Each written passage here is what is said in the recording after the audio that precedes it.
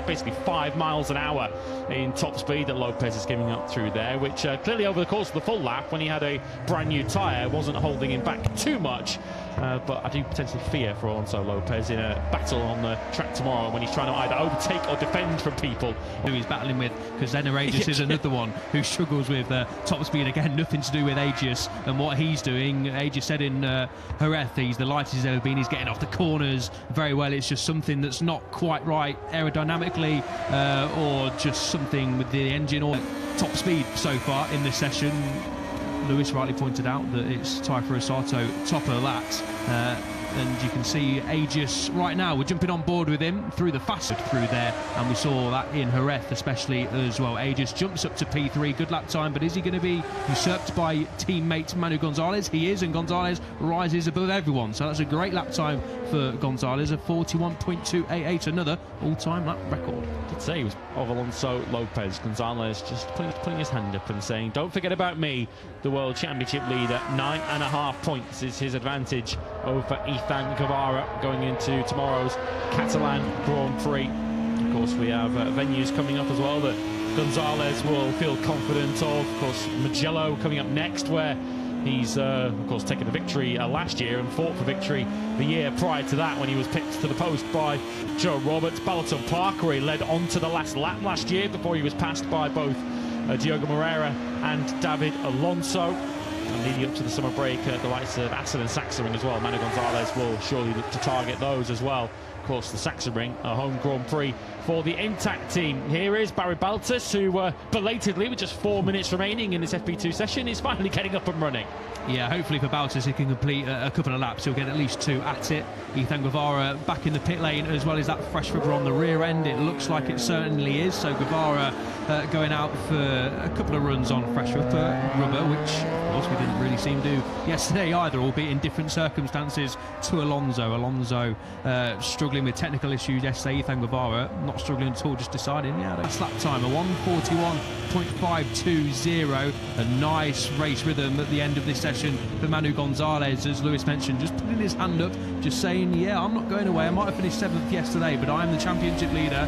I would finish 4th here last year as well. Tyre drop here. Daniel Holgado's most recent lap was a 1:43.6, so his pace has dropped off by 2 seconds a lap from what he was doing at the start of the session. Very interesting to have a look at the end of the session to see whether Holgado pitted at all, and whether he stayed out there for the entire Rueda. He's out there doing low 41s at the minute. He's just at a 43.3 as Rueda on his 16th lap. He's actually faster than Holgado at the moment on the racetrack. Holgado's just come across the line, admittedly on a slow lap in the 46s, so we won't drew too much into that. Baltus' first lap of the day then is a 43.288. He is 25th of our 27 riders to set a lap time.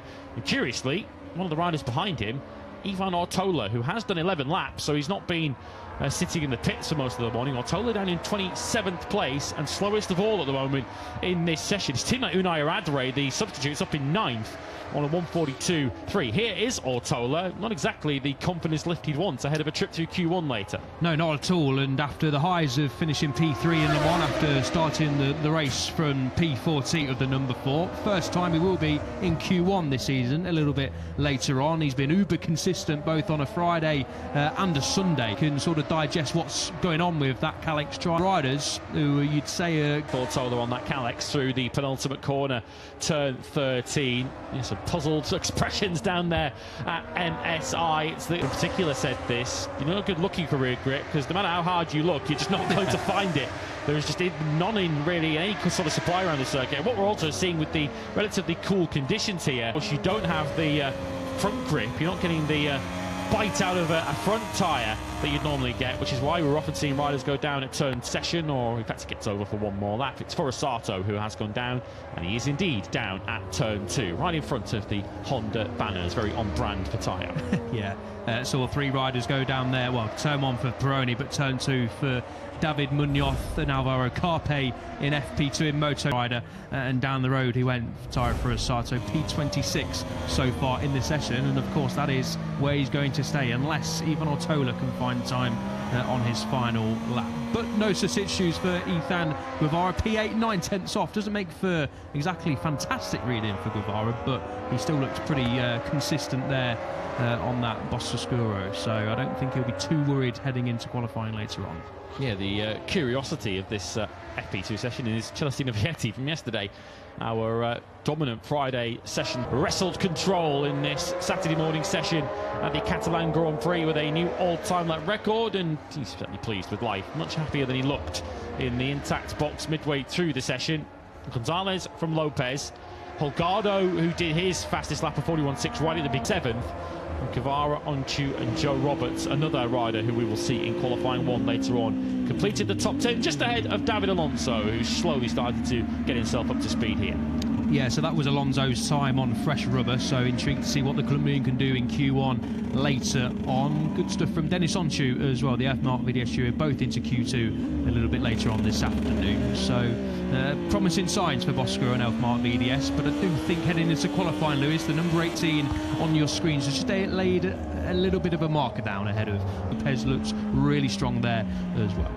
Well, we saw so often last year, didn't we? Manu Gonzalez loved going out there in FP1 and just putting an immediate marker down and just saying to the rest of the field, beat me. It would appear as if Gonzalez is taking a slightly different approach in 2026, perhaps not so concerned with making Friday and Saturday headlines, knowing that the points are handed out on a Sunday afternoon, and Manu Gonzalez has achieved more than anyone so far this season, 79.5 to be exact, which is why he leads Ethan Guevara by 9.5. Didn't go across to a second new tyre in that session. And, his pace looked fairly consistent for much of the morning. He was doing 42s and low 43s for the majority of that session, which could be an idea of the sort of race pace we're going to see tomorrow. Reminder, 12:15 local time tomorrow, following, of course, the Moto3 battle, which as always gets our racing underway. Always a thrilling Moto3 encounter here on that 1 kilometre main straight. 11 a.m. tomorrow for that, and of course the main event, the MotoGP race at 2 p.m.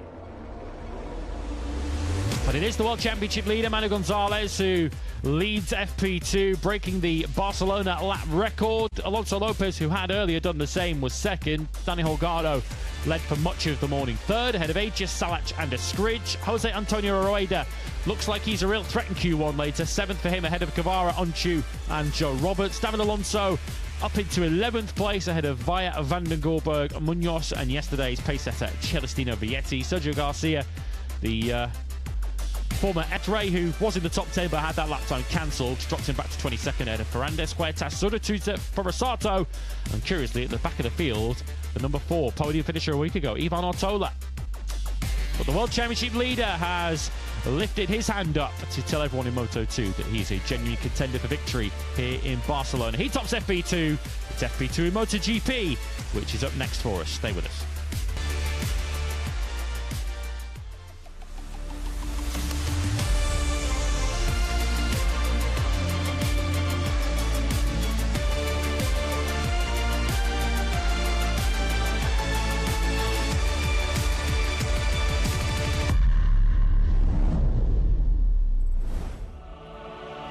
One of the world's biggest tourist hotspots hosts Sprint Saturday 6 in 2026. The MotoGP gets set to battle in Barcelona for the 35th year in a row. Overlooking the Mediterranean Sea, the Circuit de Barcelona Catalunya lies in northeast Spain and is 150 kilometres south of the French border. 2 key qualifying sessions are coming next live in Catalunya. It's time for MotoGP.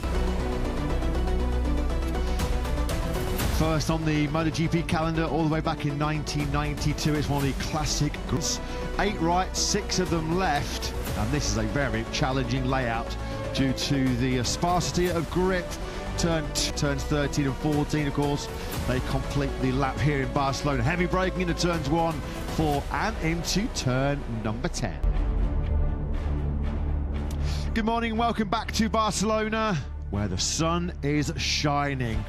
Look at that, what a beautiful sight that is. After what we looked at yesterday, well, that's a lot more like it, isn't it? blazing sunshine, clear blue skies for our sixth sprint. Was the action here yesterday? Plenty of fans already pouring through the gates to watch their heroes tackle one of the fastest circuits on the Grand Prix calendar. The fastest riders into Q2 in a hectic practice session yesterday.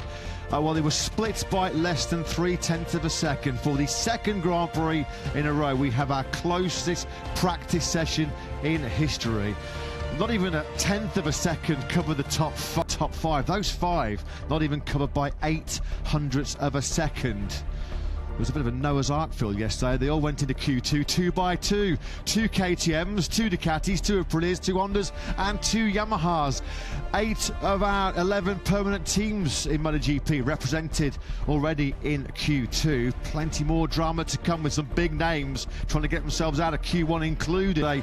For Martin Soymen, day one down in 17th place. Pecco Bagnaia, a serial winner here down the years in Barcelona. He's also in Q1. He was 12th fastest yesterday.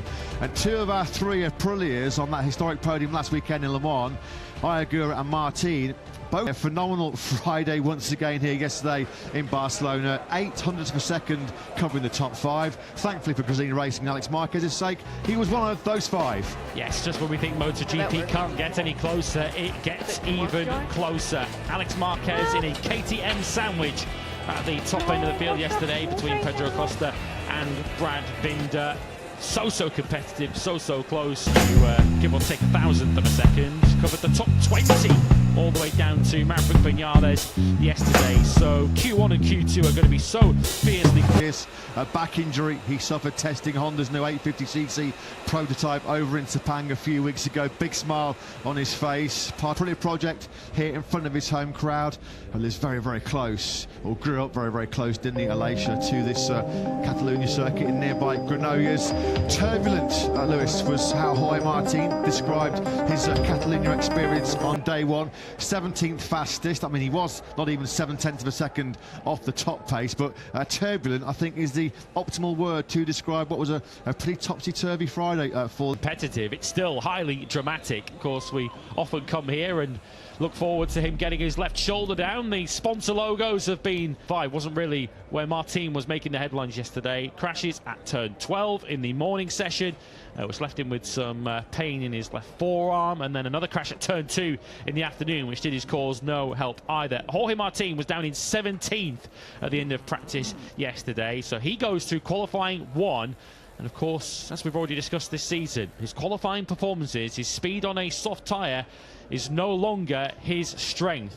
We expect him to improve upon that as the season goes on, but at the moment Martin struggling to get a tune out of that Aprilia on a soft tyre. He's going to have to in Q1, otherwise he's going to be deep on the grid. MotoGP start number 87 back into Martin. This is only the 16th time he's found himself in Q1. Normally so red hot, isn't he? Dynamite on a soft tyre throughout his Grand Prix career, not just in the top class. Winner himself when he was part of the factory Aprilia project here in front of his home crowd. And lives very close, or grew up very close, didn't he, Alicia, to this Catalonia circuit in nearby Granollers. Turbulent, Lewis, was how Jorge Martin described his Catalonia experience on day one. 17th fastest. I mean, he was not even 0.7 of a second off the top pace, but turbulent, I think, is the optimal word to describe what was a pretty topsy-turvy Friday for the rider second in the World Championship. Yeah, it's never dull, is it? We were discussing this yesterday. And the sponsor logos have been replaced once again. They'll very quickly be rubbed off if he is performing these kind of heroics once again into turn 5. But yeah, turn 5 wasn't really where Martin was making the headlines yesterday. Crashes at turn 12 in the morning session, which left him with some pain in his left forearm, and then another crash at turn 2 in the afternoon, which did his cause no help either. Jorge Martin was down in 17th. His speed on a soft tyre is no longer his strength. We expect him to improve upon that as the season goes on, but at the moment Martin struggling to get a tune out of that Aprilia on a soft tyre. He's going to have to in Q1, otherwise he's going to be deep on the grid. MotoGP start number 87 back into Martin. This is only the 16th time he's found himself in Q1. Normally so red hot, isn't he? Dynamite on a soft tyre throughout his Grand Prix career. On the floor. Brad Binder was a 4 at turn 2 yesterday morning as well. But the good news for the 30-year-old South African was he was really quick on the KTM RC16 yesterday. Both factory KTMs inside the top 3. Brad's best of 1:38.780. His best Friday, his first Friday top 3 since, guess what? The Catalan Grand Prix here last September. Directly into Q2 for the first time since the season opener in Buriram.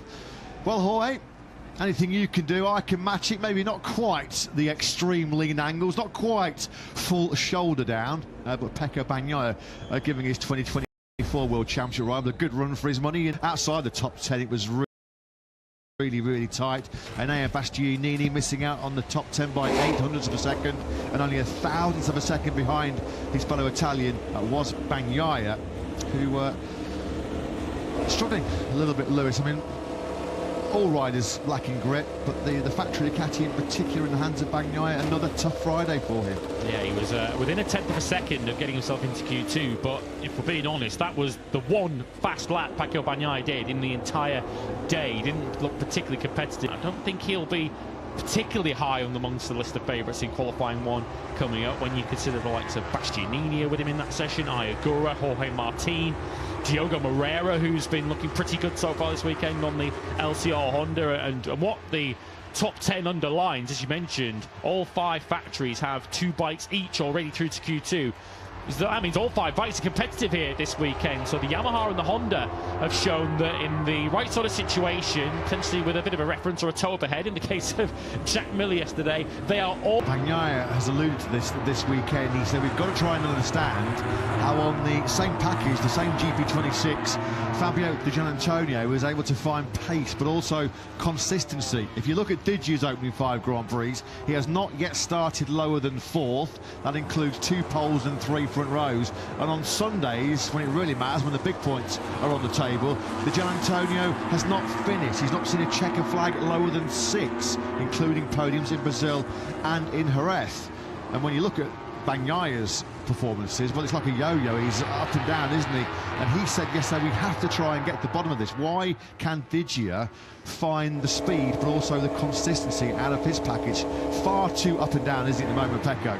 Yeah, went from P10 on the grid in Jerez to pole the next in Le Mans, and of course, I'm not going to write him off too early, but it feels as if it's going to take something very special from Pecco Bagnaia to turn back-to-back poles here this weekend. Every rider, with the exception of 2 actually, have gone out on track on the soft front tyre this morning. Someone's down the final corner, by the looks of it, on their outlap. Just trying to look outside our window. In practice, or in FP2 in Le Mans last weekend, Joan Zarco, having been fastest on Friday, crashed, and he said that crash ended his whole weekend. It just robbed him of that little bit of confidence and never really got going, never really recovered from the FP2 crash a week ago. Well, let's hope lightning doesn't strike twice for Zarco, of course. Last weekend when he did it in Le Mans, put himself right on the back foot because he only had 1 bike available in Q2. So Zarco, another setback for the Frenchman. It was that front tyre just not ready for Joan Zarco to push on it. Was in a right-handed corner. Generally, the colder tyre crashes here are in left-handed corners, turns 2 and 5. But yeah, Zarco didn't even make it to the start line for his first time lap of the morning. I was just about to tell you about the front tyre choice. Marco Bezzecchi here on screen and Pedro Acosta, the 2 riders. In fact, Bezzecchi 9.99%. That was a cold tyre crash, just pushing a little bit too hard on his outlap there, Zarco. Vast experience, isn't he? 35 years of age, and he's the oldest rider on the grid. Nobody's made more Grand Prix experiences. This is his 310th Grand Prix start. It's a bit of a gaff that by Joan Zarco. He's going to be kicking himself because that could be so crucial for his qualifying aspirations. And as we mentioned last weekend when he went down in this very same session in Le Mans, it just put his whole weekend out of kilter. Just looking at where he went off as well in terms of, you know, wearing the front end top. So a blow early on for Joan Zarco. He is in qualifying 2, of course, not Q1, but of course there's going to be a job on now once again for the 2nd Saturday in a row down at LCR to get that bike prepared. Otherwise, Joan will once again have a Q2 session coming up with just 1 bike available.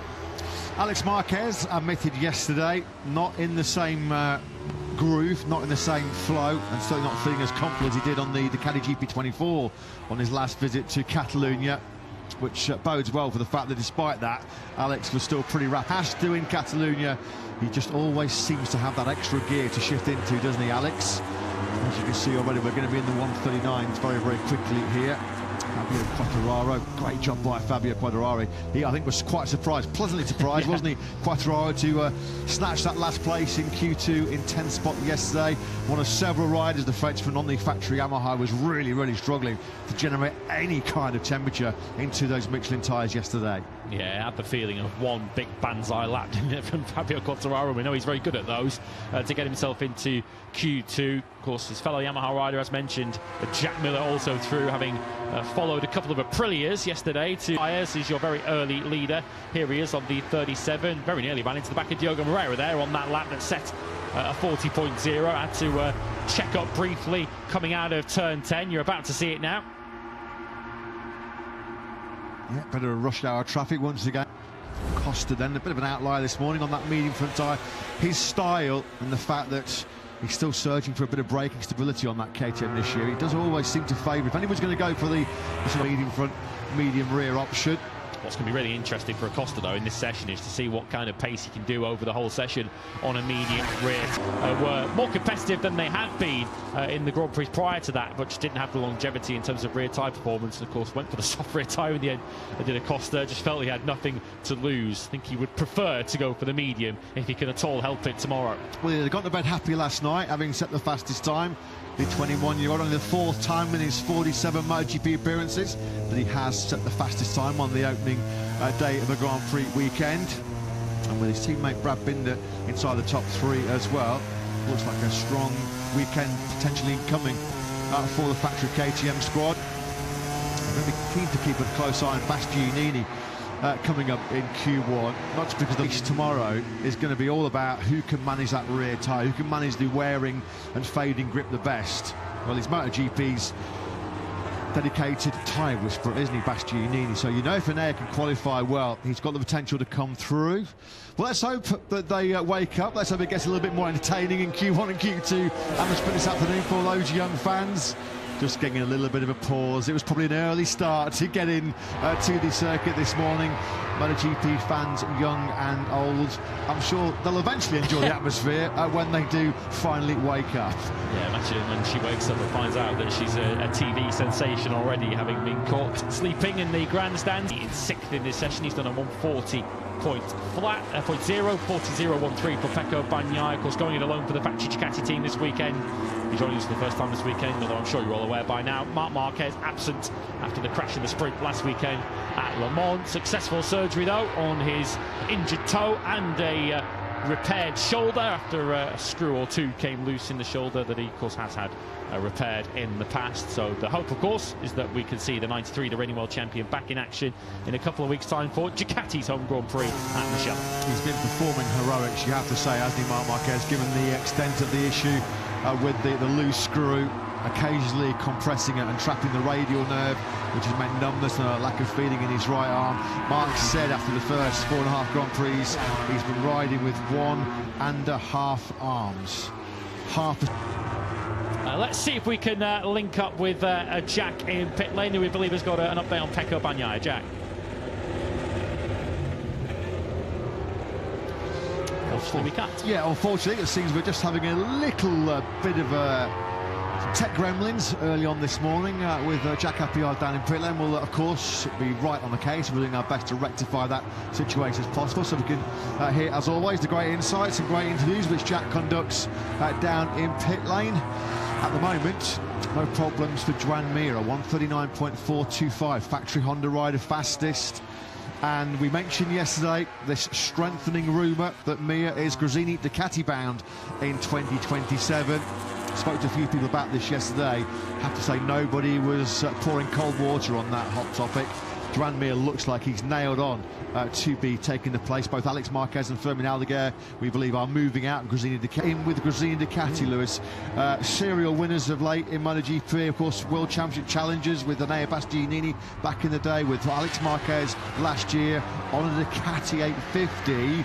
Some people might say Joan Mir is falling upwards. Yeah, although we do hear that the Honda for 2027 is looking pretty competitive as well, but clearly Joan Mir's had that particular option taken out of his hands. We're expecting the factory Honda lineup, should I say, next season to be Fabio Quartararo and David Alonso. But yeah, Joan Mir, who we see how hard he's pushing.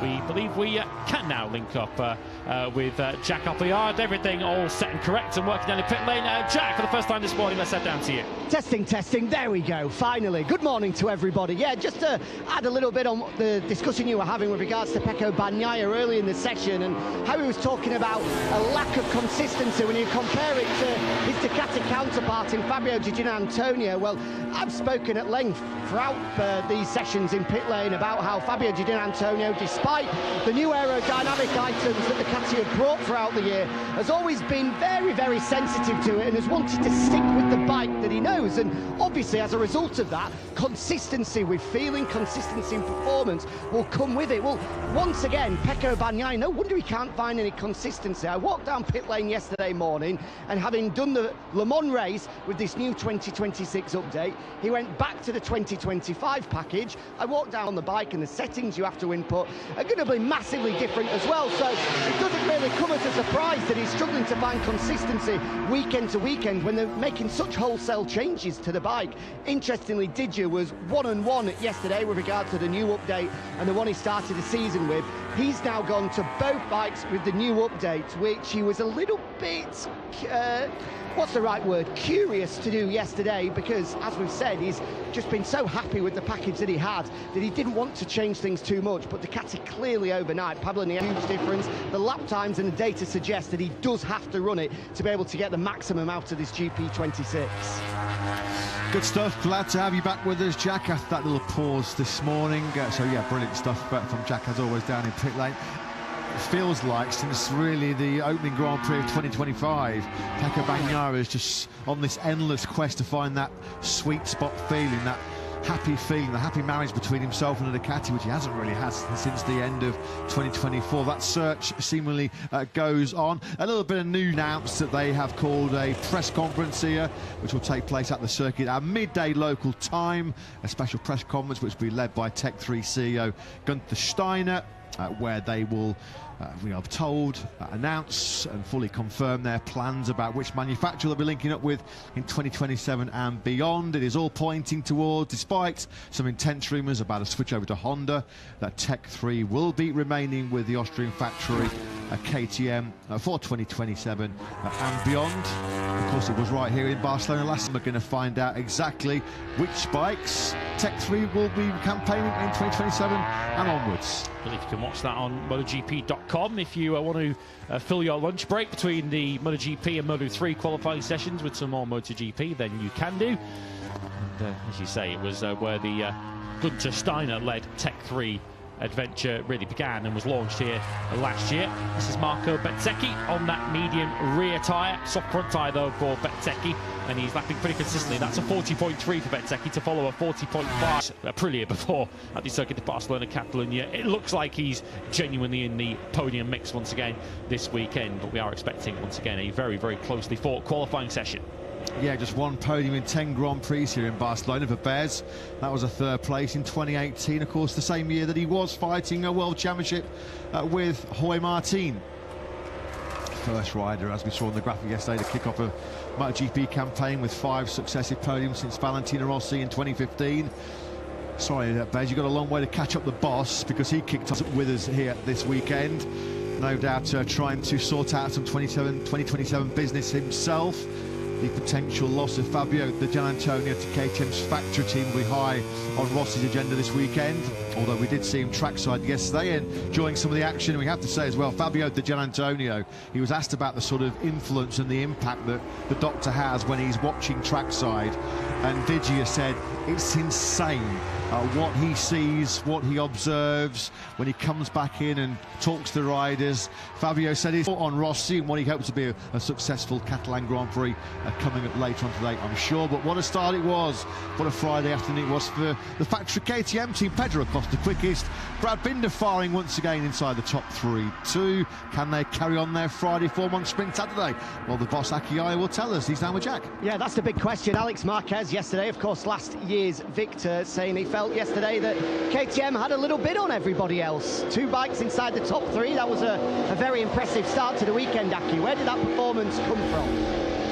It's so close, and when the grip situation is a bit changing, let's say, and it's different circumstances, then the results can a little bit turn around. But I would say that today is, in any case, a bit different day. For sure, the track temperature will be much higher today, and we need to understand then how we need to react to that. Well, that was going to be my next question. Yesterday was colder than I think a lot of people expected. Add that to the surface that offers the lowest grip on the entirety of the calendar. It was a very, very strange day. As the weekend goes on, the temperatures rise, the grip... First of all, we need to focus for our work and understand that how we react to the changes and what we need to be competitive in each different track temperature and everything. But I think it's as you say that things can change a lot. So let's focus to understand and try to adapt for the situation. Just looking at tomorrow's Grand Prix, we know that tyre life is going to be key. I spoke with Pitt yesterday, and he highlighted the fact in the second half of that French Grand Prix, there were 1 or 2 of those same issues of struggling to look after the rear tyre. I imagine, in particular, when you come... A lot since last year about, let's say, for the tire, to control the tyre life and control the rear tyre temperature in extreme conditions, but in any case about to control the tyre wear. And okay, Lemma was not maybe best for us as we saw, but in any case we need to trust our process and we are going the right direction. But of course we know from last year that that's the point to focus here, and of course that's the key things for the moment. Thanks, Aki. Have a good one. In Barcelona, he was really under the weather last weekend, wasn't he, when we spoke to him at the French Grand Prix in Le Mans. Still then, in this 30-minute FP2 session to kick off our Sprint Saturday action here in Barcelona. It's Juan Mir that leads the way, a couple of tenths clear of Pedro Acosta. Jorge Martin trying to rebound back from what he said was a turbulent Friday. Well, not a bad recovery so far for the Martinator. The 139.656 has got him right back in the top 3 mix once again. Honda, KTM, Aprilia, Ducati is the top 4 at the moment. Alex Rins onto the racetrack for the first time this morning. Whatever's gone on has kept him in the pits as Jorge Martin, I was about to say, demonstrates how to get one of these bikes off the line. I'm not sure that was the best demonstration. Jorge Martin then heading out for his latest spell on circuit. Diogo Moreira's 6 in this session, and I have to say, he got his best FP1 yesterday when he was 11th. He had his best practice yesterday when he was 14th. So both Friday sessions, he'd never been as highly placed. And he said, bar a mistake at the final corner, he felt like he had something maybe for Q2. It was close, wasn't it, as far as Moreira was concerned? Not missing out by much at all, and still actually confident. I like this from Moreira. When you look at some of the companies keeping in that Q2 session, multiple world champions like Martin, like Bagnaia. Top 6 once again for Diogo. Yeah, I'm with him. I think he's got a real opportunity. Moreira only missed out himself yesterday by just under 0.2 of a second, and he's looked like he's had similar pace to his teammate Zarco for much of this weekend. Zarco, if you're wondering, after his crash on his outlap at the start of the session, is now finally back out onto the racetrack. He's just done his first time lap of the day. He is down in 22nd place. Memories, of course, here for Moreira in the past, 3rd in the Solidarity Grand Prix in 2024. Did help him clinch the Moto2 Rookie of the Year title that year. And of course, he went a couple of places further better in the championship to be crowned Moto2 World Champion last season. Another one of our former Moto2 World Champions in MotoGP right now is Frankie Morbidelli, who's having a pretty tough time with the GP25. Yeah, some samba style in the grandstands for Frankie. 09 has just lunged Frankie Morbidelli up into 4th place. No surprise, I don't think, in this session to see Morbidelli sticking an extra soft rear tyre in to try and have a bit of a dress rehearsal for qualifying, because his qualifying record is dreadful this season. Only once has he made Q2. That was when he qualified 9th in Buriram, but he has been now, if you include today, been in all 6 qualifying 1 sessions this season. Bastianini here, who will join him in that Q1 session with his team CEO and team manager. That's Gunther Steiner on screen, just over to... Yeah, going to be interesting, that sort of lunchtime press conference with Gunther Steiner. just to see if he is indeed staying with KTM, which we do believe he is doing, just how close he was to move into Honda, how far advanced did those negotiations get, because there was some serious rumours not that long ago that a move to HRC was something of a very, very serious consideration for Gunther Steiner, but he's checked out the lay of the land, and obviously he likes what he sees with the potential 850cc future at KTM. No crystal clear idea put on a KTM next year. You feel like he's going to probably have to drop down to their independent operation, with Alex Marquez and Didier seemingly sewing up the factory seats in 2027. Yeah, we say drop down because he's there at the moment, but the strong rumour was that he was going to go up to the factory team alongside Alex Marquez for next year. I guess getting injured at just the wrong time did Maverick, wasn't really able to showcase his talents, and a fully fit Maverick is clearly a very strong MotoGP rider, which is why KTM would be so keen to keep him for next season. But certainly it would appear, if we believe the reporting in the paddock, is that place has now been taken by Fabio Di Gianantonio for next year. Still Mir then leading this session. He's been there for quite some time, that 1:39.425, coming on his third lap of 9 so far. Morbidelli up to 4th. Pecco Bagnaia is making a bit more of a fist of it this morning in FP2. He's inside the top 6 in 6th place. 39 flat was Pecco's best yesterday. And in recovery mode once again, in confidence restoring mode once again on Saturday morning, is Johann Zarco. The last thing he needed, the last thing anybody in the day. Yeah, another repair job on a Saturday for his LCR mechanics. Not what they were requiring. Brad Binder then tackles turn 10. He's currently in 10th place. Best Friday once again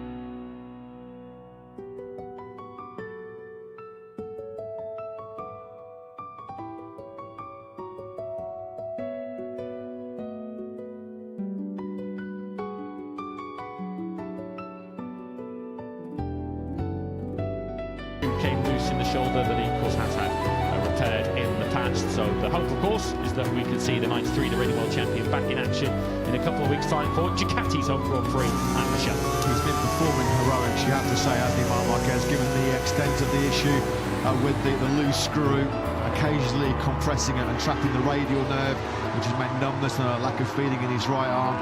Mark said after the first fourth best pace so far. Let's see if we can link up with Jack in pit lane, who we believe has got an update on Pecco Bagnaia. Jack.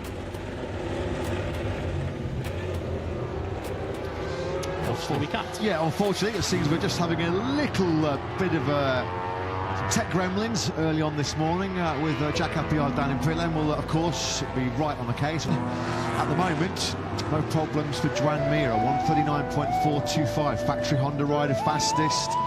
And we mentioned yesterday this strengthening rumour that Mir is Gresini Ducati bound in 2027.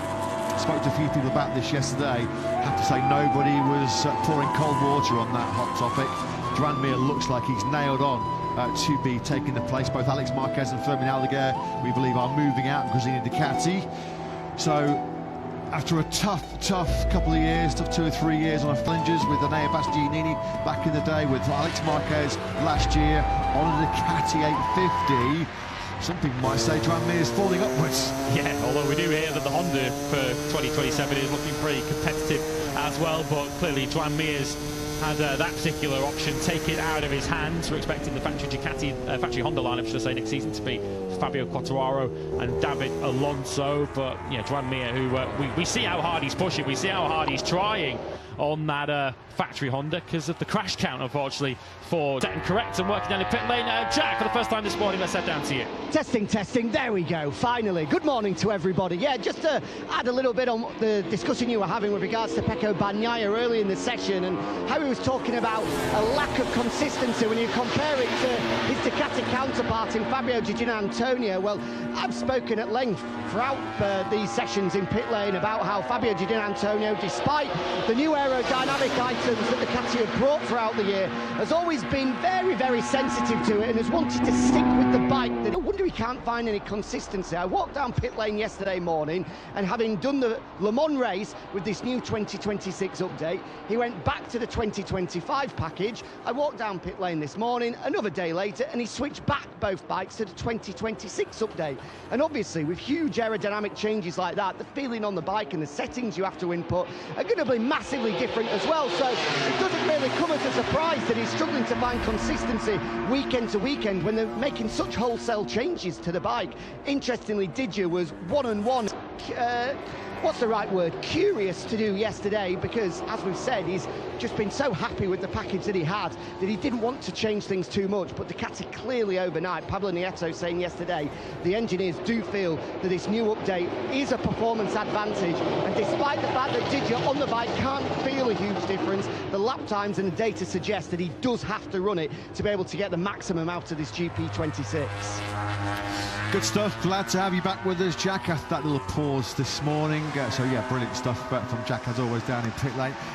It feels like since really the opening Grand Prix of 2025, Pecco Bagnaia is just on this endless quest to find that sweet spot feeling, that happy feeling, the happy marriage between himself and the Ducati, which he hasn't really had since the end of 2024. That search seemingly goes on. A little bit of news just to bring you this morning, or a little bit of news which will emerge in less than 2 hours here in Barcelona. Red Bull KTM Tech 3 have announced that they have called a press conference here, which will take place at the circuit at midday local, and fully confirm their plans about which manufacturer they'll be linking up with in 2027 and beyond. It is all pointing towards, despite some intense rumours about a switch over to Honda, that Tech 3 will be remaining with the Austrian factory KTM for 2027 and beyond. Of course, it was right here in Barcelona last September where Gunther Steiner announced he was coming and joining the MotoGP ranks in a takeover of home and onwards. I believe you can watch that on MotoGP.com if you want to fill your lunch break between the MotoGP and Moto3 qualifying sessions with some more MotoGP, then you can do. And as you say, it was where the Gunther Steiner-led Tech 3 adventure really began and was launched here last year. This is Marco Bezzecchi on that medium rear tyre, soft front tyre though for Bezzecchi, and he's lapping pretty consistently. That's a 40.3 for Bezzecchi to follow a 40.5 he did on his previous lap. His record around here is truly dreadful. Mix once again this weekend, but we are expecting once again a very, very closely fought qualifying session. Yeah, just one podium in 10 Grand Prix here in Barcelona for Bez. That was a third place in 2018, of course, the same year that he was fighting a World Championship with Jorge Martin. First rider, as we saw on the graphic yesterday, to kick off a MotoGP campaign with 5 successive podiums since Valentino Rossi in 2015. Sorry, Bez, you've got a long way to catch up the boss, because he kicked off 2015 with 12 successive podiums. So you've got a fair amount of work to carry business himself. The potential loss of Fabio Di Giannantonio to KTM's factory team will be high on Rossi's agenda this weekend, although we did see him trackside yesterday and enjoying some of the action. And we have to say as well, Fabio Di Giannantonio, he was asked about the sort of influence and the impact that the doctor has when he's watching trackside and back in and talks to the riders. Fabio said it's like he's riding the bike with it. He said it's incredible, his knowledge and how he's able to sort of communicate it back to the engineers and to the riders. More on Rossi and what he hopes to be a successful Catalan Grand Prix coming up later on today, I'm sure. But what a start it was. What a Friday afternoon it was for the factory KTM team. Pedro Acosta quickest. Brad Binder firing once again inside the top 3 too. Can they carry on their Friday form on Sprint Saturday? Well, the boss Aki will tell us. He's down with Jack. Yeah, that's the big question. Alex Marquez yesterday, of course, last year's victor, saying he felt yesterday that KTM had a little bit on everybody else. 2 bikes inside the top 3. That was a very impressive start to the week. Difficult to say.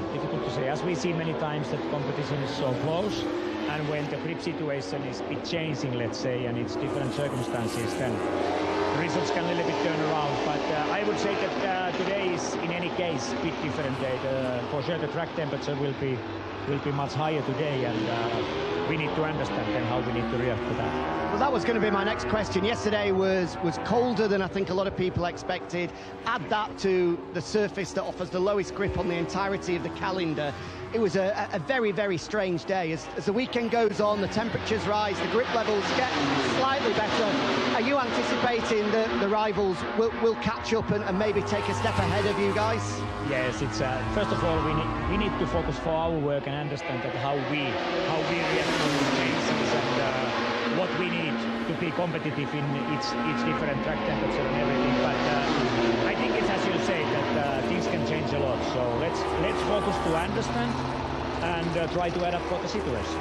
Just looking at tomorrow's Grand Prix, we know that tyre life is going to be key. I spoke with Pitt yesterday and he highlighted the fact in the second half of that French Grand Prix there were 1 or 2 of those same issues of struggling to look after the rear tyre. I imagine in particular when you compare it to the Aprilias, is that going to be an area of concern for tomorrow's race? Yeah, for sure. To control the tyre life and control the rear tyre temperature in extreme conditions, but in any case about to control the tyre wear. We are going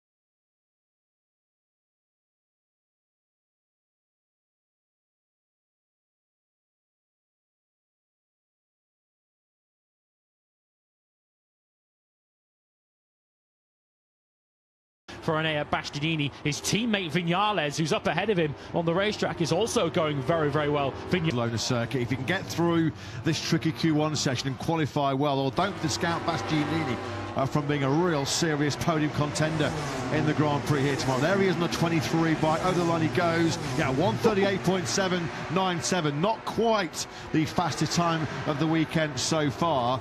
It would have put him 6th quickest yesterday, but the beast loving his Saturday morning in Barcelona. Yeah, 6 riders now have all set 1:38.7s this weekend. Bastianini at the late stop. And Morbidelli now takes 2nd place. He's found a 1:38, pushed him down to 8th place. Yep, Martina 1:39.397. I think indicating there, yeah, I want the 2nd bike. Straight away he was messaging to his crew. This is where it went wrong for Martin then into turn 4. Yeah, he's just gone a little bit wide, hasn't he? Not allowed Morel to come through. Frustrating there, just the frustration boiling over for Martin. A little bit angry with himself. He was on a real flyer at that point of the lap as well. Yeah, whatever went wrong for Jorge Martin. At least he's not Ayagura. Agura only did a 39.9 on his first run. He's down in 11th place. The only rider behind Ayagura on the grid at the moment for the Catalan Grand Prix is Toprak Razgatlioglu, who hasn't set a legal lap time yet. So Agura with it all to do.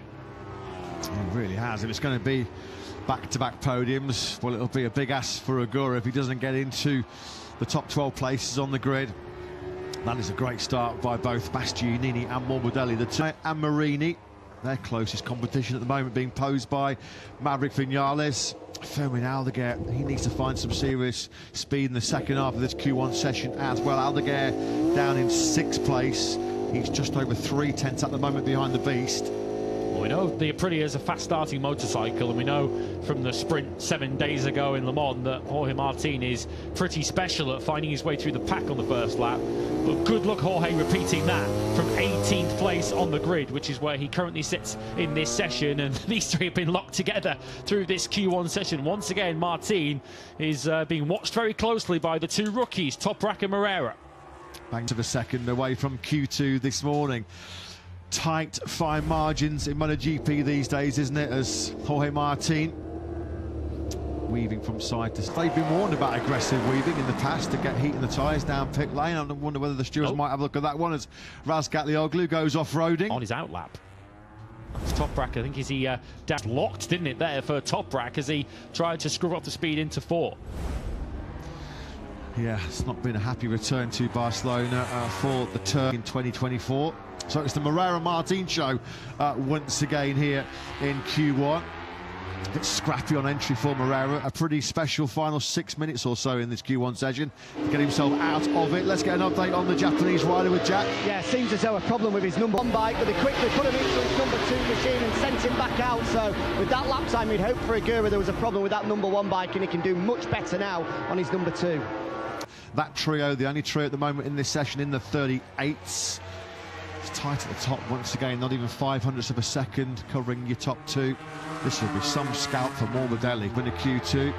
Maybe be asking Valentino Rossi to come to a few more Grand Prix with the boss watching trackside.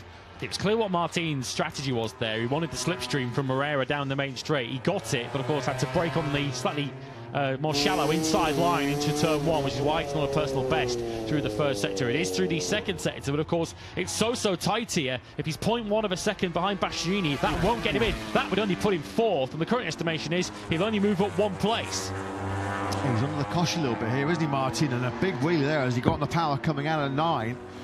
On the brakes and now. You can just see how much stopping performance the Aprilia has from that rear tyre. So often you see rear tyres, in particular the factory riders of Rezeki and Martin. Ayagura capitalising on that extra downforce they found again. Beautiful shot on the outside camera as Martin almost elbow down through 13. He's almost shoulder down through that final corner. He's all action. He's spectacular to watch. Is it a spectacular lap time? It is. It's the exact same lap time as Bastianini. Nothing to split the beast and the Martinator then. They both share 1:38.797s. If you're wondering why Enea is still classified as P1, it's because they go on count back. Enea's next best lap is faster than Jorge's. I think Bastianini's next best lap was also in the 38s, wasn't there? Certainly a very low 39. Martin's, as we saw, he was only 8th before that, which is why he's sitting second. Toprak's finally on the board, by the way, but he's on 4 seconds off the pace. It's been a miserable Q1 session for the Turkish rookie with strong fourth sector. Of course, there's no gap for him to fit into between Bastianini and Martin. He's going to have to beat that 38.797 to get into Q2. Yeah, and Moreira might be waving the white flag here because he just hasn't got the speed, hasn't got the experience or the package, maybe, or that combination to go with this blistering attack late on by Martin, an attack which he had to find. It looks like he will be in the hunt for pole position here. Still yet to start. That might be Toprak. He's the only rider in the second sector. Marini's now just entered that second sector too. It's down at turn 5, and it is Toprak Razgatlioglu. A miserable Saturday morning for him. So Razgatlioglu then, he is going to be at the back of the pack for this Barcelona battle. Tough weekend. Turn 5 then has caught out the Turk. What about Martin? Could this be the best time of the afternoon morning? It is. 1:38.701. Well, he's taken his time to warm up so far this weekend in Barcelona, but he is quick. Jorge Martin then quickest time of the weekend so far, and that has now pushed Bastianini nearly a 10th behind him. Igor has just moved himself up only though to 8th place. He needs to find half a second from somewhere if he's to make Q2. Bagnaia, who I am board with, I think he was snookered by the yellow flags, on course for Q2. What's Valentino Rossi going to be doing over the next couple of Grand Prix weekends? Because Frankie Morbidelli is going to be begging him to turn up. Martin's gone down. Jorge Martin, well, he's already MotoGP's biggest crasher so far in 2026. And it's another one. He's in double figures now. That is crash number 10 for Martin. His third of this weekend is turning out to be a bruiser in Barcelona right now for Jorge. And he's about to be relegated down to second place here by Morbidelli's flyer, as long as he's had a good fire. I think he hit the green, though, coming out of the final corner. Q2, well, surely there's going to be only one bike available at his disposal. 90 seconds of this session remaining. Jorge Martin, more drama then for the ride. I mean, talk about being crashing back down to earth after his Le Mans heroics. Morbidelli's lap time has been cancelled. That was a big one. Lock in the front there, almost straight up and down braking. Martin quickly on his feet, but it's a third crash of the weekend for the rider. Just 1 point behind Marco Bezzecchi in the World Championship going into our 12-lap sprint this afternoon. And he's not in Q2 yet either, is Jorge Martin, because we've got Morbidelli pushing on. That was a key error, that, for Morbidelli. All he had to do was get around the final corner. He hit the green. Aldeguer's now gone down too, because Morbidelli was cruising through to qualifying too. If he just got that final corner right, he's now up at the second sector on his current lap, but both he and Pecco Bagnaia and Iagura could still ruin Martin's morning. Aldeguer's down at turn 5. He got himself up into P4 with a 1:38.851. Clinging on then to a place in Q2 right now is Bastianini. What about Vinales? Yeah, confirmation on your screens there. The lap time for Morbidelli was cancelled due to exceeding of track limits. Vinales over line 7th for him at the moment. Still the yellow flag for error as he flings that VR46 Ducati through the right-hander. This time around, he's miles away from the green, and he's gone up into P1. Now then, while Martin was under threat there, wasn't he? Potentially to be dumped out. Morbidelli has taken the checker flag, a 1:38.550, right on the exhaust pipe of Pecco Bagnaia, who inadvertently has dragged Morbidelli around to the best time in Q1, and Pecco out in third. And the person that Jorge Martin might have to thank for making Q2 is his very good friend Fermin Aldeguer, because he also crashed down at turn 5, brought more yellows out. Bastianini was up through the first sector and had to roll off for the yellow flag, so Bastianini down in 4th, 14th on the grid for him, when he might have just had a lap to potentially deny Martin. So Morbidelli and Martin are the two to move through, the former Pramac team. So we've got Bagnaia 13th on the grid, Bastianini 14th, and Iagura is down in 18th place on the grid. Surely any hopes of backing up his Le Mans podium have disappeared into the dust for Iagura after that. That's a stinker from Agura, son. His worst qualifying since Phillip Island at the back end of last year on our flyway tour. Well, Frankie Morbidelli just reminding everybody that he's cool conditions are still a mile away from Alex Marquez's all-time lap record. We're still a second away from that benchmark. Well, Jorge Martin on the floor, but breathing a monumental sigh of relief right now, because he is going to be a participant in Q2. He's been greeted by Massimo Rivola once again, Aprilia Racing CEO. He's a bit of a budget buster right now for the Indonesia factory, isn't he? This is Martin. As soon as he grabs the front, as soon as he grabbed the front brake, third crash of the weekend, first rider of 2026 to take his crash count into double figures. There's no question about it, is there? Jorge Martin, when he's on two wheels, he's as quick as he ever was. But you just wonder whether this is just a sign of that increasing confidence. You know, he's pushing. When you crash, it's because you're feeling you're getting to the limit. You feel you can push. You feel you've got that confidence. Well, that confidence, it's eroding, isn't it? That's the third tumble of the weekend. His girlfriend Maria there heading with his shoulder down through turn 5. Fortunately, it caught a crash, and it's caught this one too for Fermin Alligator. This was moments later. Toprak Razgatlioglu, Jorge Martin and Fermin Alligator. And as I mentioned, that certainly played a role. We'll never know whether Bastianini would have been fast enough anyway, but he was certainly red through the first sector. But I have up to for the whole of that session until the most important part of it, when the checker flag was thrown. Massed Ragdoll start on the grid, which in fairness is at least 8 places higher than he started the Grand Prix here last year, when he had an absolute disaster starting the Catalan Grand Prix. Started to sort of point that Yamaha left down there into turn 5, the front just washing out from underneath him. Razgatlioglu, it's been a painful front end. Moments like that tell you exactly why. Morbidelli and Martin, though, move through to Q2. Bagnaia misses out by half a tenth in third. Martin spares. Iagura down in 8th, 18th on the grid. Alex Rins 9th. Moreira, a bit of a surprise, it has to be said, only 10th in that session, ahead of Augusto Fernandez. And Toprak Razgatlioglu having a disastrous here in Barcelona. Morbidelli with Valentino Rossi watching trackside. The boss will be very, very happy with what he's seen so far this morning from his charges. The pair of them were in their top 6 in FP2, weren't they, with Fabio Di Gianantonio? But Frankie Morbidelli then and Jorge Martin after his third crash of the weekend. Those two still in the battle for pole here in Catalunya.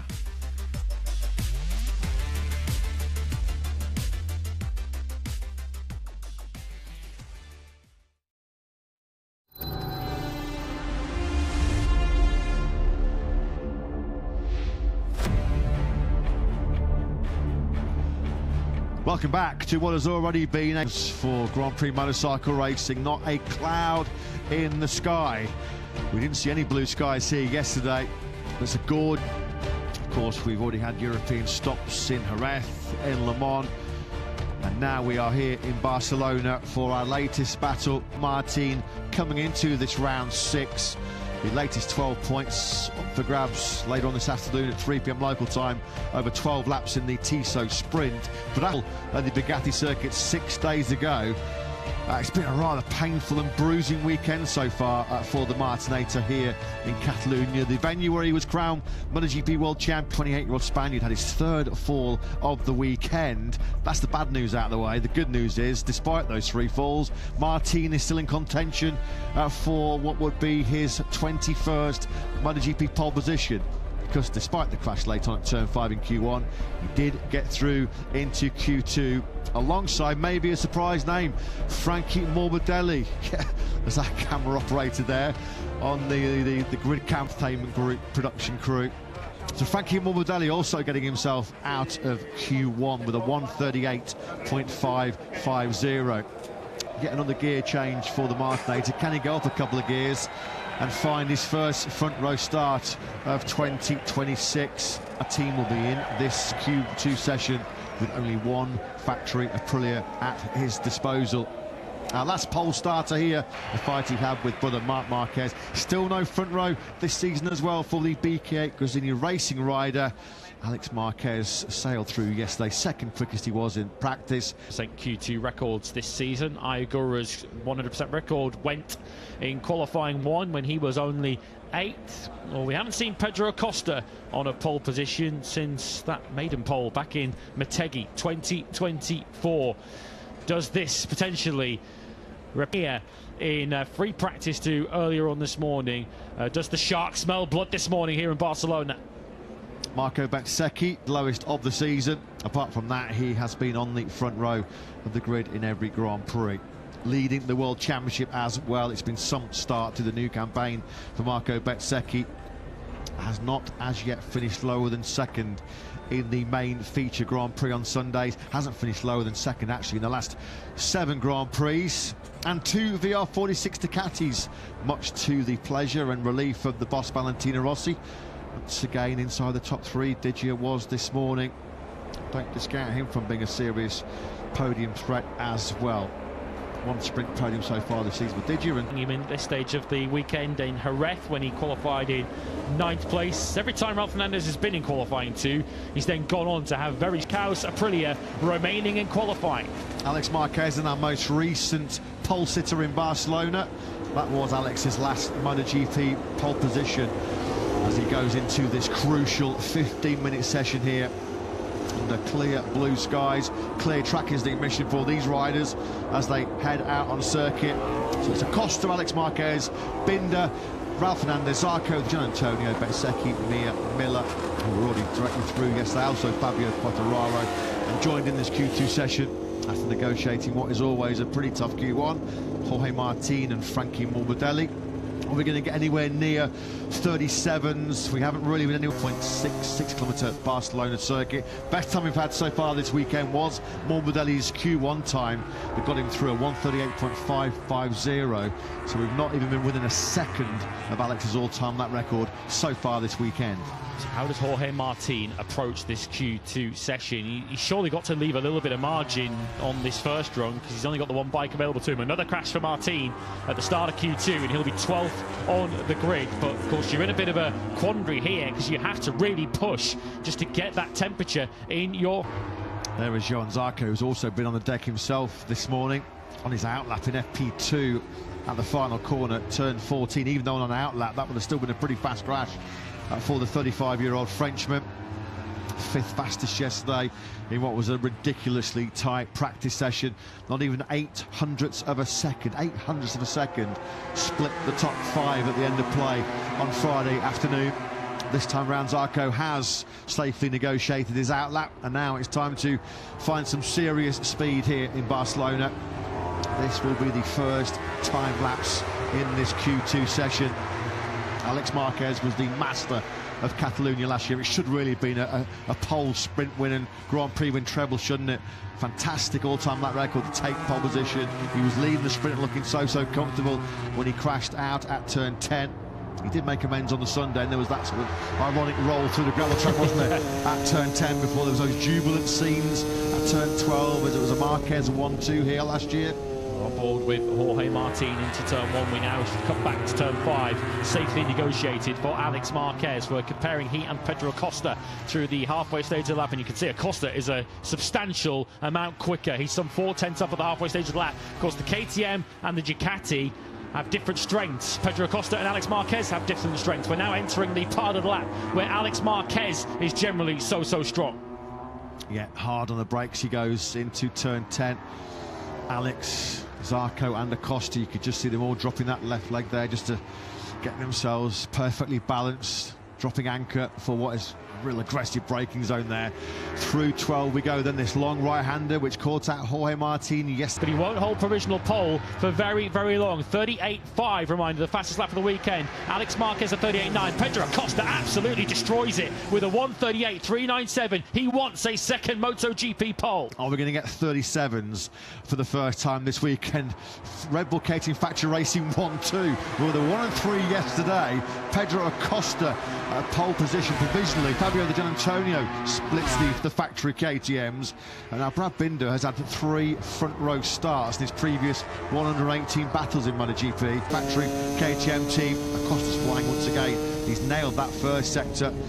A rather cautious, as you'd expect, opening lap from Jorge Martin in 1:40.2. Have to deliver an awful lot more than they have on the first lap. It's Ralph Fernandez 8th and Bezzecchi 10th at the end of their first runs. Acosta again continuing to build and build. He's faster still on this second lap. The only rider at the moment who looks like he might threaten Acosta is Johan Zarco, who I think is just up ahead of him.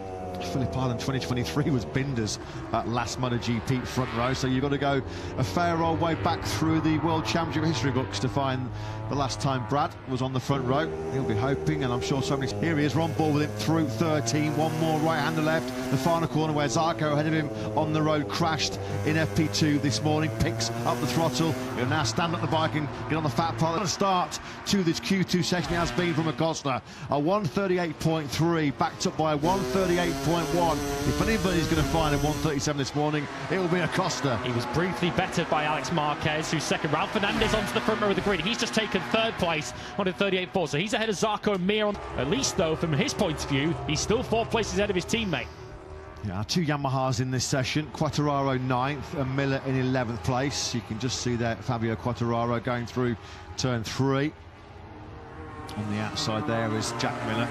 Did a great job praising the current work of Yamaha. It's all trial and error at the moment, of course. They're still throwing new parts like confetti at a wedding at that new V4 powered Y-Star M1.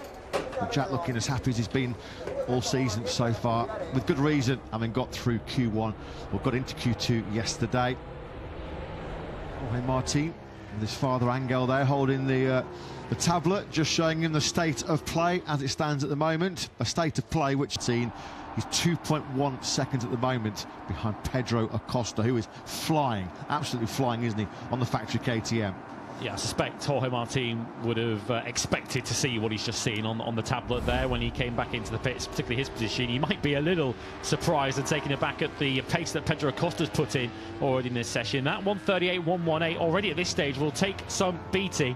We currently have a KTM, a Ducati, and an Aprilia on the front row of the grid. Acosta, Alex Marquez, Ralph Fernandez, and then 2 Hondas, 4th and 5th, Zarko and Mir.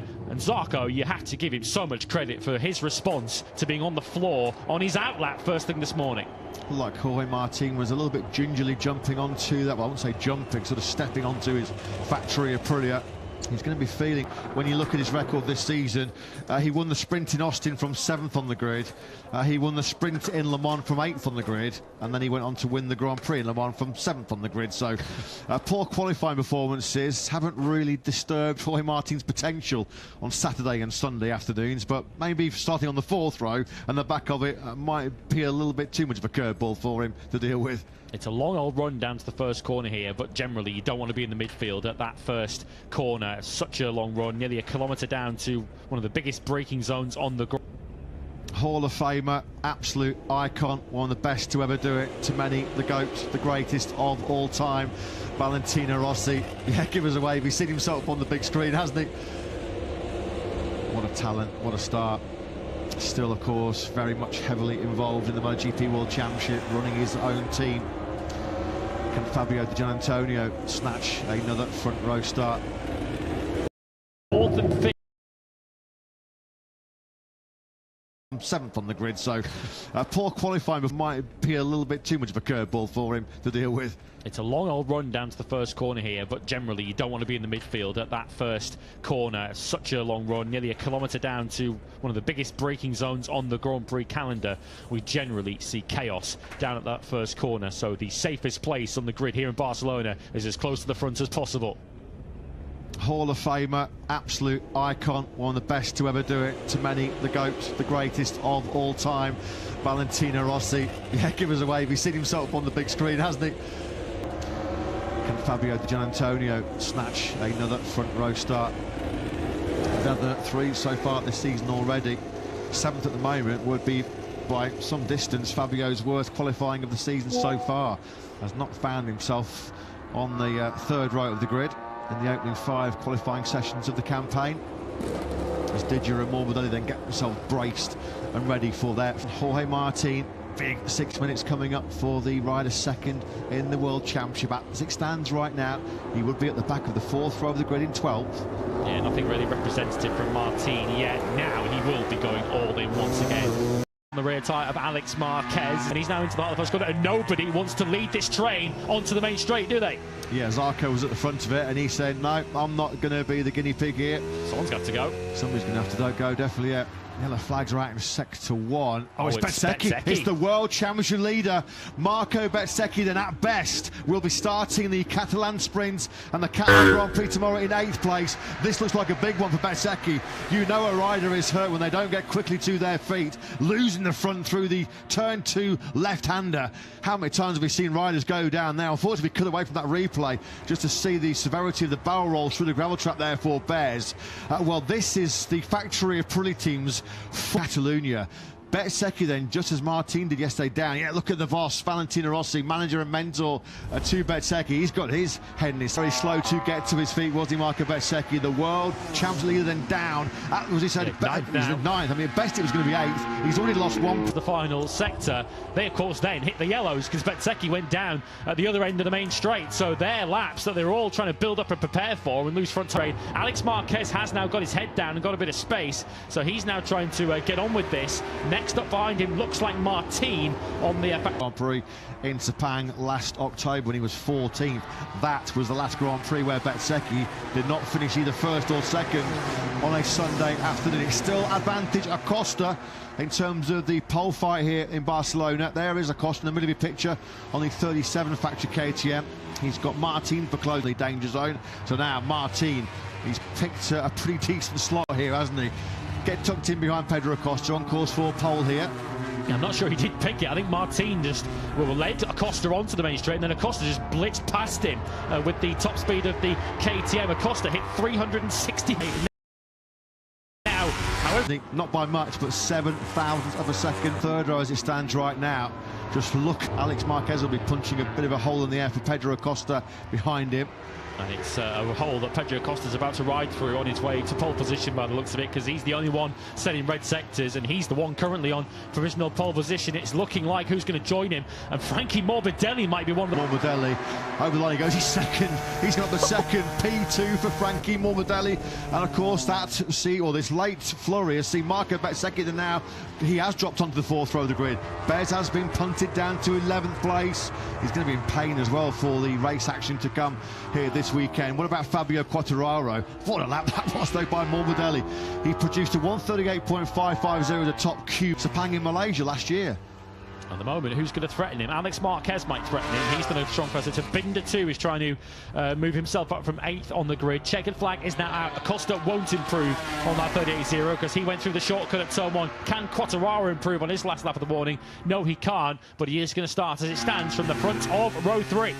Talked about that big hole that Alex Marquez was going to punch ahead, hole in the air ahead of Pedro Acosta. Acosta behind Alex Marquez did 363.6 kilometers an hour, 227.4 miles an hour in Mugello. Alex Marquez, it looks like he's gone away in terms of back-to-back pole positions here in Barcelona for the Gresini racing rider. Jack Miller's on a good lap. This could be actually putting Marco Bezzecchi to last place in this Q2 session. Alex Marquez then out of the final corner. Has he got anything late on? No. Alex Bezzecchi will be on the front row 3rd. I think he'll take that. Job done as far as he goes. Yeah, Miller does take 11th place from Marco Bezzecchi, so it's flipped around. In terms of the factory Pirelli riders, it's Martin ahead of Bezzecchi. Not that either of them are anywhere close to the front of the grid. After finishing 1 and 2 last weekend, they're 9th and 12th here, but it is a second MotoGP pole for Pedro Acosta. He's had to wait since Motegi in 2024. His position in the Motegi Mountains. Well, he's got the fastest motorcycle in terms of top speed here in Barcelona, and with a top talent twisting the throttle as well. Pedro Acosta untouchable in that session. It was really close in the battle for honours in practice yesterday. Acosta did lead the way, but there were 4 of the riders within 0.8 of a second of him. Today it was a lot more of a comfortable margin for Acosta. Plenty to ponder for the Nawali engineers. Bezzecchi's going to start 12th place, and Jorge Martin, after his drama in Q1 at turn 5, well, he's going to start from 9th place. So once again, Jorge Martin is going to have to deliver something super special from that 3rd row of the grid. What you saw there, Marco Bezzecchi has the number 12 tattooed on his finger. It is not for that reason. Pole for Pedro, though, in Barcelona this morning. Is crew chief Paul Chavathas speaking out of Jack. Well, Paul, you're definitely in the game this weekend. Fast this morning, and what a lap that was to take pole position. Yeah, mate, we're really pumped. You know, the way he's been riding this weekend, fully focused, giving us the good information, and we've been able to deal with it. So it's a KTM's first, or the factory team's first pole position since Spargo 6 years ago. Of course, Pedro Acosta's last pole, he was part of Hervé Poncheral's then Tech 3 project. Is this? We've said this countless times, and we is this. Nobody has scored more MotoGP podiums without a win than the 21-year-old Spaniard. Is this going to be his day on pole position on Saturday on a front row which will feature Frankie Morbidelli? Fantastic job that by Frankie. Well, we said at the end of Q1, Fast Frankie is back. Alex Marquez looking for back-to-back Barcelona wins will go from the front row of the grid. Row 2 will feature Ralph Fernandez, Johan Zarco and Fabio Di Gianantonio. Championship, Martin 9th and series leader Marco Bezzecchi down in 12th place. The factory Aprilias have already had 4 crashes between them so far this weekend. Last weekend, littered in the midfield, and in Agura's case, the back of the field. But right at the very front is Pedro Acosta. Jorge Martin, well, might well have taken that, the way his morning had started. 9th on the grid is certainly not where he would intend to start, but I'm sure if he may not admit it publicly, to be a row ahead of his teammate Marco Bezzecchi on the grid, given that he's 1 point behind him in the World Championship. Maybe, just maybe, after the drama of his first department working overtime this weekend, aren't they? Brilliant job by Frankie Morbidelli. It looks like he is one of several star names in this year's MotoGP World Championship that is out without a seat on. Hey, on my day, I'm still as quick as anybody in MotoGP. Wasn't really close at the end, quite a big gap between Acosta and the pursuing pack. Ralph Fernandez, well, that's his best qualifying on Prix. That's more like it from Ralph Fernandez. He was just over a 10th off the front row of the grid. Paul Trevathan there, who spoke to Jack on Friday. He's backed up that brilliant performance with pole position here today. He's won sprints, he's ticked that box in Barcelona. Dare we say it, Acosta and KTM, the pre-race favourites. Yep, they will dare to dream. Not only Acosta chasing a first MotoGP victory, but KTM years ago with Miguel Oliveira. So if there's one factory who will not be counting any chickens overnight tonight, it will be KTM. 2 hour is how rapid Pedro of the weekend. Right behind this man, Alex Marquez. He's not back-to-back poles for Alex, but he's in the game for back-to-back wins, isn't he, in Catalonia? Let's get his thoughts for Jack. Alex, first. Yeah, it was really important. I mean, I think we did a really good job in this quali, but we didn't put everything together. So just that, I think some best partial or the best feeling that you need for the quali, but you know, I push it, I enjoy it, and we are in front row. That was the main thing. Big fighting for what would be. It was pretty hectic at the end of that Q2 session. There is Nadia Padovani, boss of the Gresini Ducati project, and for his second successive win here. Here is Frankie Morbidelli. What a Saturday he's enjoyed so far. Jack.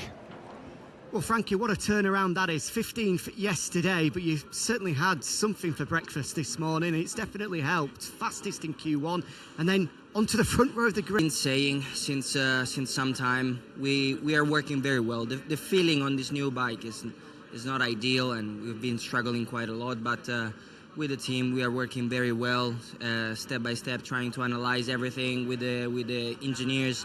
And I'm getting a big help from Ducati and from the team. So this is quite a good reflection of that kind of job we're doing. So I'm really pleased about that, and I'm really thankful to the team and to Ducati. Good luck this afternoon. Thank you. Yeah, great job by Frankie Morbidelli this weekend. 10 races in his Grand Prix career across all 3 classes. Valentino Rossi won here at Barcelona. Brilliant to see the boss. Of course, Frankie Morbidelli was the original, he was the inaugural graduate, wasn't he, of the VR46 Academy when it was created back in, what, 2013? Yeah. This time round, taking the VR46 plaudits. Friday on pole position on Saturday. Let's get his thoughts for Jack. Well, Pedro, you are well and truly in the game this weekend. Fastest yesterday, now on pole position. What's possible? The condition with the track is true that there's still many things to check in the box, because like I said yesterday, my electronic working the best we can. Thanks to all KTM, because they are. Congratulations. Thank you. Yeah, that's an awesome job. And has become a new father. Pedro Acosta, last September here in Catalonia, 4th in the sprint, 4th in the Grand Prix. He's got loftier expectations and ambitions, hasn't he? All smiles inside the factory KTM garage. Acosta on pole. Brad Binder will go from the middle of the 3rd row in 8th place. One stage in the early part of that Q2 session, we had 2 factory KTMs on the front row of the grid. We've got 2 different spec Ducatis. Frankie Morbidelli equipped with a GP25 in 2nd, a GP26 in the more than capable hands of Alex Marquez in 3rd. You look at Jorge Martin, 5 places further back. Marco Bezzecchi, 8 places behind Raul Fernandez. This is the drama. Let's have a listen to Marco Bezzecchi's Q2 woes.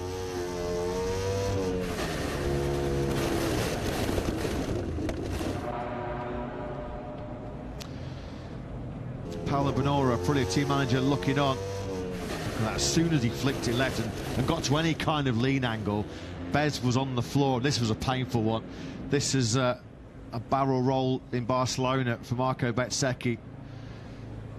Nasty one, that. And unlikely to be the last rider to go down at turn 2 here this weekend. A painful blow for Marco Bezzecchi. How much of a blow will it be to his hopes of leading the MotoGP World Championship before he heads home to the Italian Grand Prix in Mugello in a couple of weeks' time? 1 point clear he is at Martin going into our 12-lap sprint this afternoon. That'll be lights out, as always, at 3 p.m. local time in just over 3 hours' time, where those Spanish fans are going to be hoping for some Spanish success after Pedro Acosta takes pole. His 2nd career MotoGP pole. Pedro Acosta from Frankie Morbidelli from Q1 all the way up to 2nd. Alex Marquez on the front row in 3rd. First Aprilia, as mentioned, is Raul Fernandez 4th. Honda leader is Johan Zarco 5th from Gian Antonio Quartararo, Binder and Martin 9th. Then we have Mir Miller and Bezzecchi. Bezzecchi, after his crash, the slowest in that Q2 session. Bagnaia right next to him in 13th place, ahead of Bastianini, who will be really sore after Viñales, Agura, Rins, Barrera, Fernandez and Razgatioglu. We have a new leader in the BMW M Award after qualifying 6th today to Bezzecchi's 12th. It is Fabio Di Gianantonio who's now in the hot seats for a brand new BMW at the end of the season. Bezzecchi 4 points behind. Marc Marquez, although not here, is still just 11 points off top spot. So Barcelona, of course, a former Olympic host city. Can Pedro Acosta claim a gold medal in the 12-lap sprint here this afternoon? He's on pole position later on for the 12-lap Tissot sprint. It should be pretty special. Acosta pole, Morbidelli and Alex Marquez. That is your front row for the Catalan Grand Prix.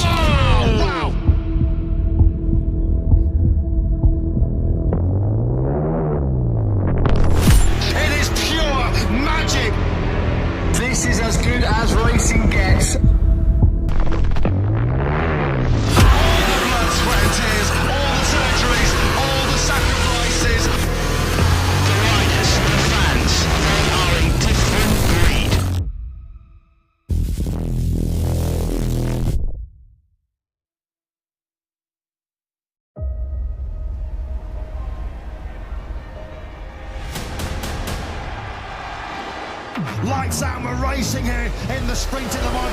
Martin with an absolute show-stopping start. Unbelievable. What an afternoon nightmare for the reigning world champion. I was not constant and arrived in strange crashes, and for that reason also this weekend I was extra careful to try to survive, but yeah, you know, the body is not following what I want and I need to take a rest. The sprint here is going to finish in phenomenal fashion for Jorge Martin as he takes the checkered flag first. It is a record 18th sprint success for the Martinator. What a ride, what a performance.